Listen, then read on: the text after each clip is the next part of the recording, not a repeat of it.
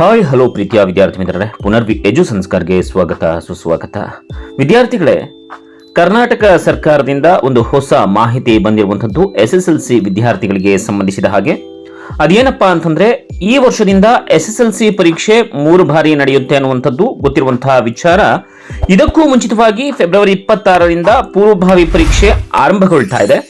ವಿದ್ಯಾರ್ಥಿಗಳು ವೇಳಾಪಟ್ಟಿ ಸೇರಿದಂತೆ ಇತರೆ ಮಾಹಿತಿಗಳಿಗಾಗಿ ಕ್ಯೂ ಆರ್ ಕೋಡ್ ಅನ್ನ ಸ್ಕ್ಯಾನ್ ಮಾಡಿ ನೋಡುವಂತೆ ಶಿಕ್ಷಣ ಇಲಾಖೆ ತಿಳಿಸಿರುವಂತದ್ದು. ಹಾಗಾದ್ರೆ ಯಾವುದದು QR ಕೋಡ್ ಅನ್ನೋದನ್ನ ತಿಳ್ಕೊಳ್ಳೋಣ.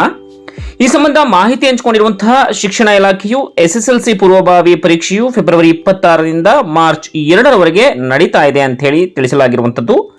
ಬೆಳಗಿನ ಅವಧಿಯಲ್ಲಿ ಪ್ರಥಮ ಭಾಷೆ, ದ್ವಿತೀಯ ಭಾಷೆ, ತೃತೀಯ ಭಾಷೆ ಹಾಗೆಯೇ ಸಮಾಜ ವಿಜ್ಞಾನ ಮತ್ತು ಗಣಿತ ವಿಷಯದ ಪರೀಕ್ಷೆ ನಡೆಯಲಿದೆ ಅಂತ ಹೇಳಿದೆ. ಇನ್ನು ಮಧ್ಯಾಹ್ನದ ಅವಧಿಯಲ್ಲಿ ವಿಜ್ಞಾನ ವಿಷಯ ಪರೀಕ್ಷೆ ನಡೆಯುತ್ತೆ. ಪೂರ್ವಭಾವಿ ಪರೀಕ್ಷೆಯ ವೇಳಾಪಟ್ಟಿ ಸೇರಿದಂತೆ ಮತ್ತಿತರ ವಿವರಗಳಿಗಾಗಿ ಈ ಒಂದು QR ಕೋಡ್ ಅನ್ನ ಸ್ಕ್ಯಾನ್ ಮಾಡಬೇಕು ಅಂತ ಹೇಳಿ ಸೂಚಿಸಲಾಗಿದೆ. ಆ ಒಂದು QR ಕೋಡ್ ಯಾವುದಪ್ಪ ಅಂತಂದ್ರೆ, ಈಗ ಆಲ್ರೆಡಿ ನೀವು ನೋಡ್ತಾ ಇರಬಹುದು ಸ್ಕ್ರೀನ್ ಮೇಲೆ, SSLC ಪೂರ್ವಭಾವಿ ಪರೀಕ್ಷೆ ಫೆಬ್ರವರಿ 26ರಿಂದ ಮಾರ್ಚ್ 2ರವರೆಗೆ ಬೆಳಗಿನ ಅವಧಿ ಪ್ರಥಮ ಭಾಷೆ, ದ್ವಿತೀಯ ಭಾಷೆ, ತೃತೀಯ ಭಾಷೆ, ಸಮಾಜ ವಿಜ್ಞಾನ, ಗಣಿತ.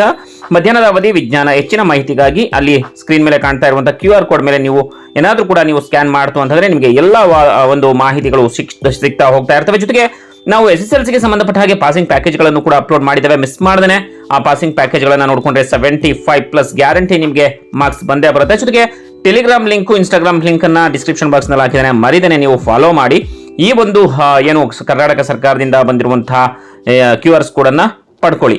ಮತ್ತೆ ಮುಂದಿನ ಎಜುಕೇಶನ್ ಅಪ್ಡೇಟ್ ಅಲ್ಲಿ ಸಿಗೋಣ. ಅಲ್ಲಿವರೆಗೂ ನಮಸ್ಕಾರ.